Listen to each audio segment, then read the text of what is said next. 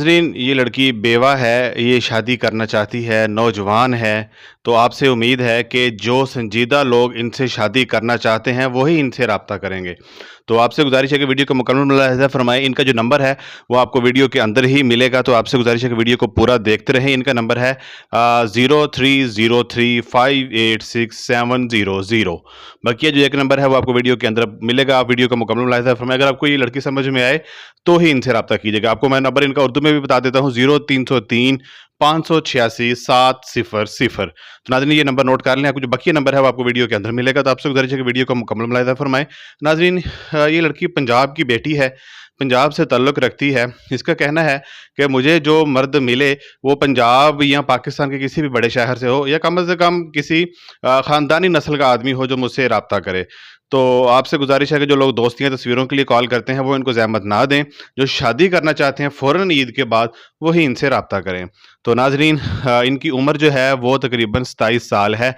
जट इनकी ज़ात है, मलकवाल से इनका ताल्लुक़ है। ये कहते हैं कि जो कोई ओवरसीज़ पाकिस्तानी है, जो बाहर के ममालिक में रहते हैं, ये बाहर भी जाने के लिए तैयार हैं। क्योंकि वालिदैन इनके बचपन में फ़ौत हो चुके हैं और ये अपनी खाला के पास रह रही हैं। खाला भी इनको काम वाली की तरह घर पे रखती है। अब ये मजबूर हो के मीडिया पे आ गई हैं कि ये कहीं न कहीं मेरा रिश्ता हो जाए। तो इनका जो नंबर है 0303586700 0303 586 700